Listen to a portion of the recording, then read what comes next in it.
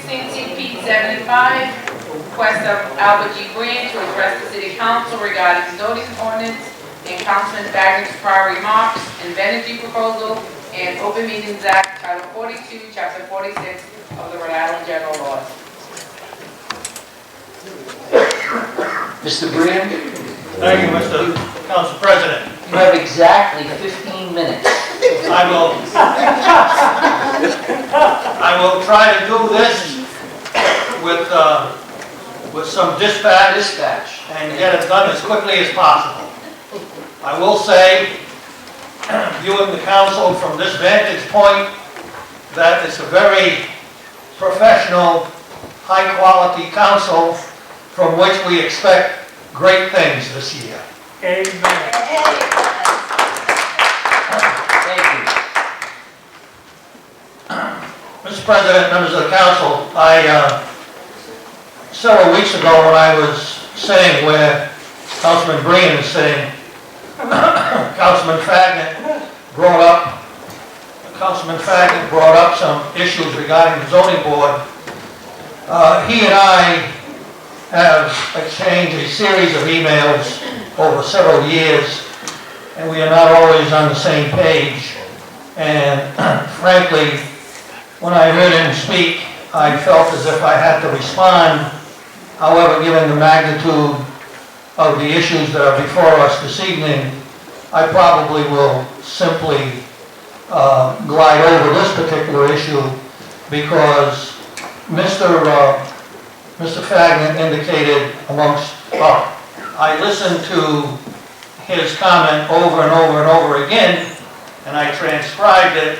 I have 4 pages of transcription here, and the only thing I can say is that the bottom line to his dissertation was that when you appoint somebody to the zoning board, you ought to appoint somebody that brings a certain skill set, and a certain skill set that meets his standards. I'm not sure that I agree with that. I think the people that we have on the zoning board now are highly qualified. They render a very valuable public service. We acknowledge them with a great deal of respect.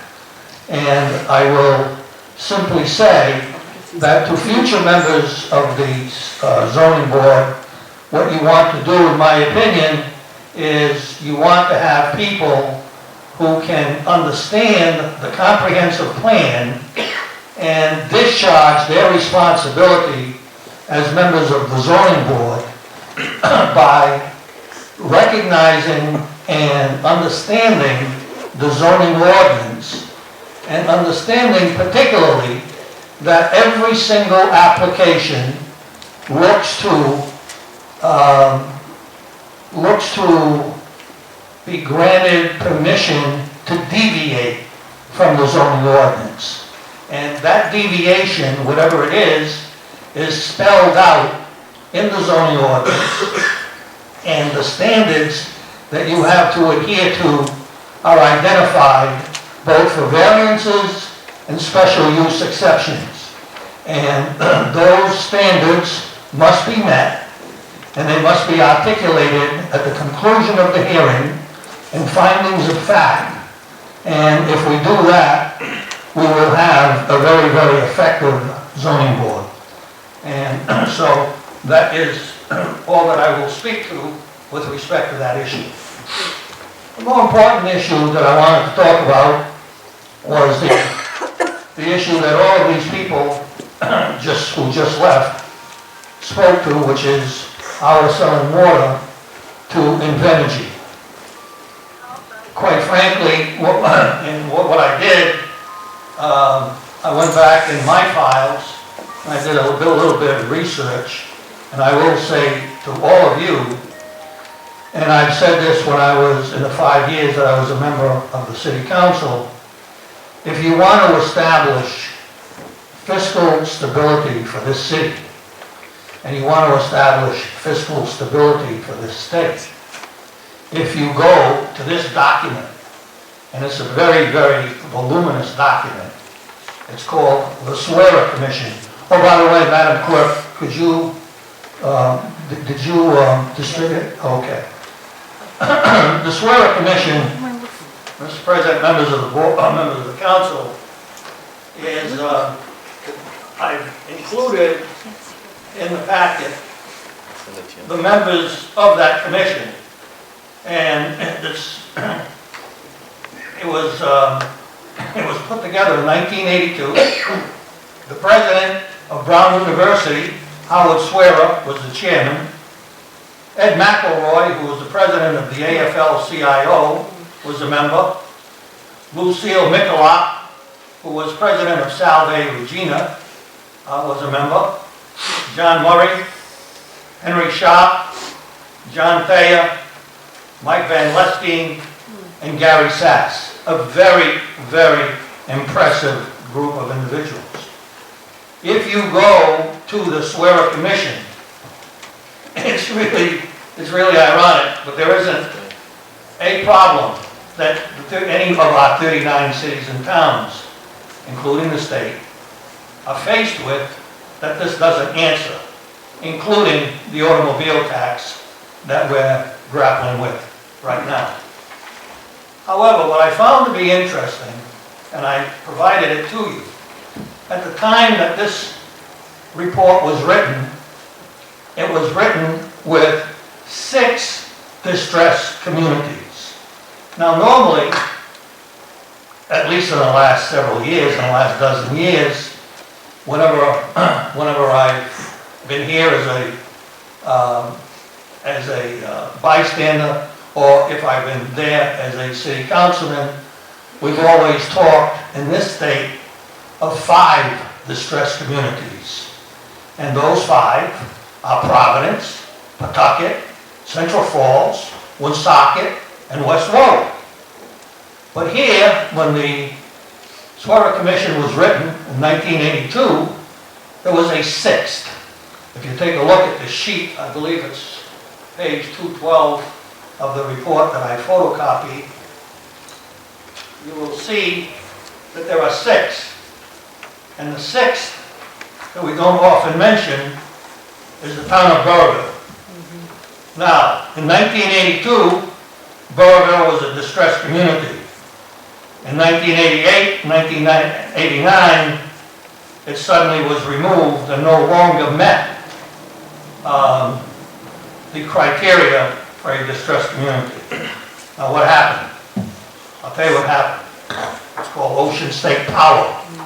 And Ocean State Power, I've given you also, that the ordinance.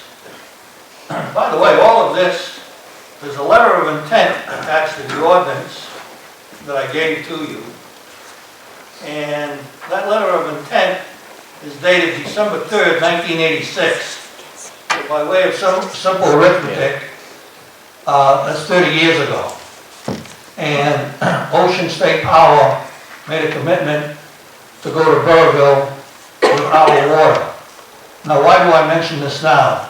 Because they paid us, Ocean State Power did, $650,000 for a piece of land on Northeast Street, together with the riparian rights to withdraw up to 1 million gallons of water per day. And in addition to that, we gave them easements on South Main Street and other public ways in the city to put their pipeline in so that they could get all the way to Burrville with their cooling water. However, here's the mistake that we made. We at that time were not familiar with pilot agreements as we know them today. What we should have done was entered into an agreement with a pilot for the pumping station that's on Northeast Street. Unfortunately, that fight is a fight that we've been waging for 30 years to get the proper tax revenue from that pumping station. We could have avoided all of that with a pilot, but we did not. So, as I look at the situation that is before you now, if I was sitting there, I would not support it, simply because the reward-risk ratio is out of balance. We're only getting 300,000 for the water. And when you take a look at the minuses, and you've heard me, for many, many years, you heard me say, this is really simple.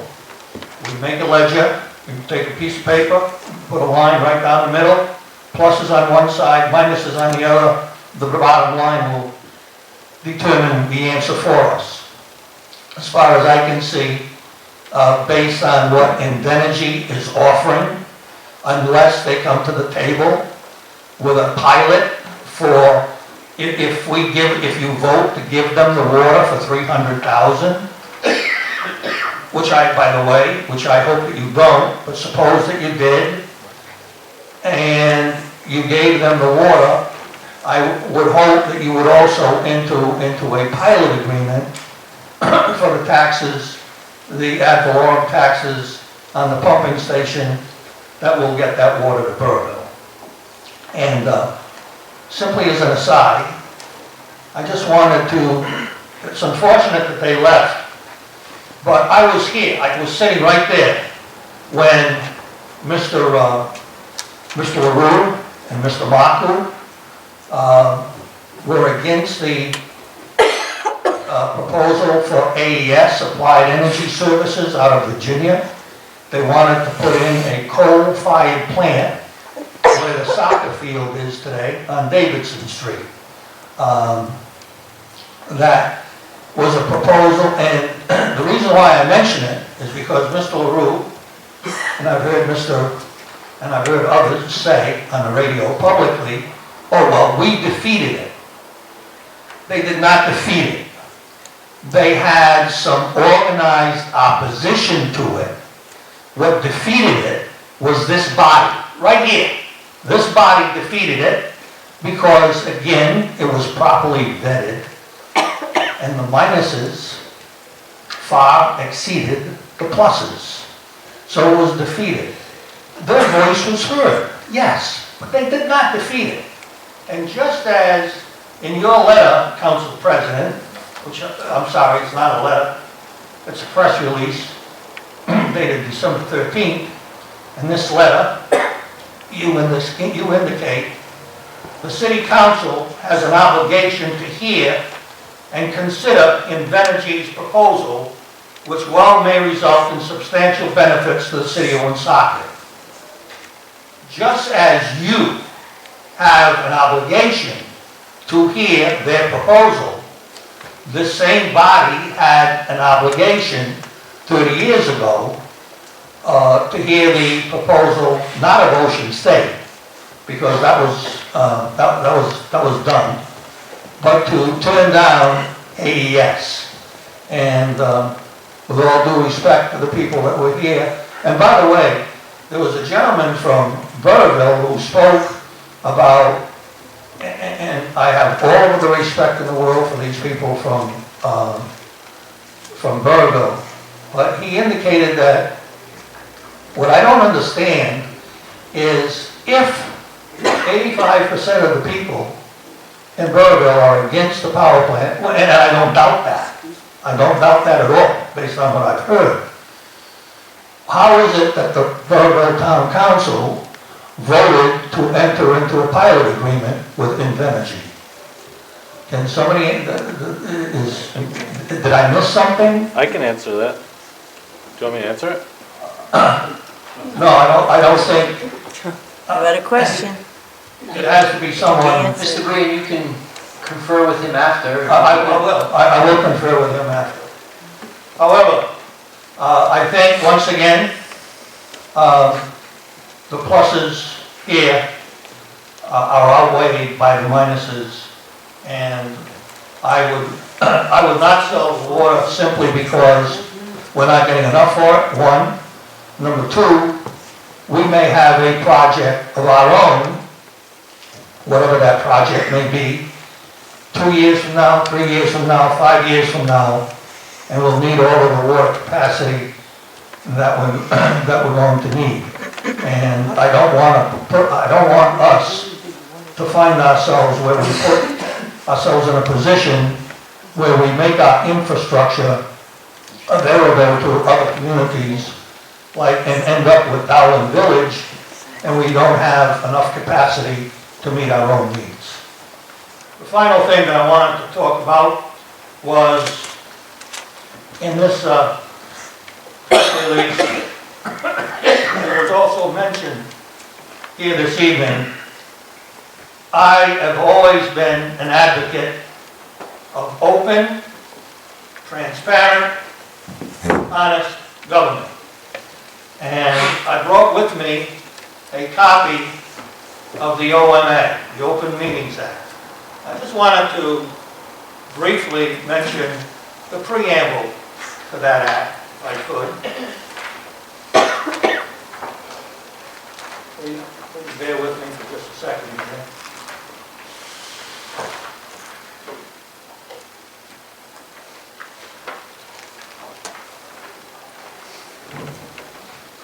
Public policy. It is essential to the maintenance of a democratic society that public business be performed in an open and public manner, and that the citizens be advised of and aware of the performance of public officials and the deliberations and decisions that go into the making of public policy. I could not agree with that at all.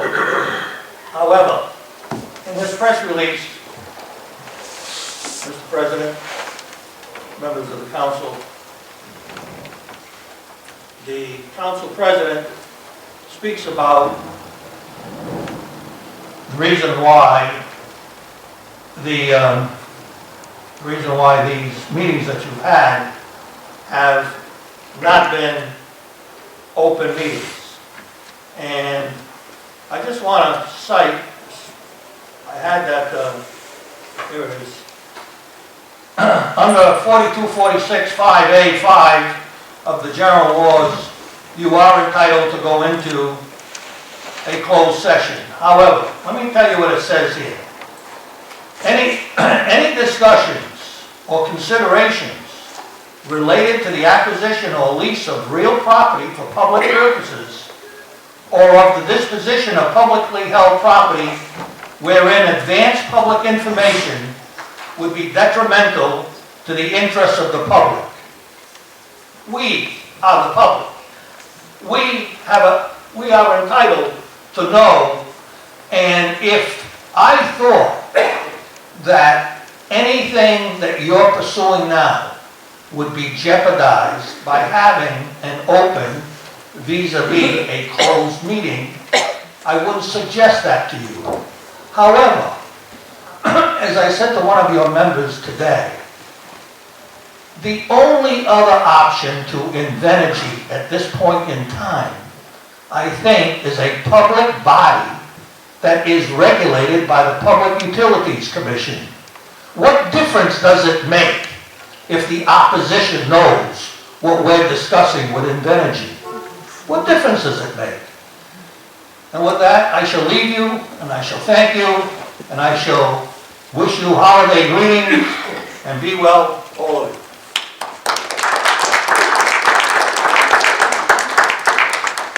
Mr. Green, thank you for staying involved. Thank you for allowing me back. You're always welcome back. You're always a guest, Council President. See, why don't you tell them the rest of the No, story? because you're always a guest. Uncle Charlie used to say, when you're in, you're a guest. When you're out, you're a pest.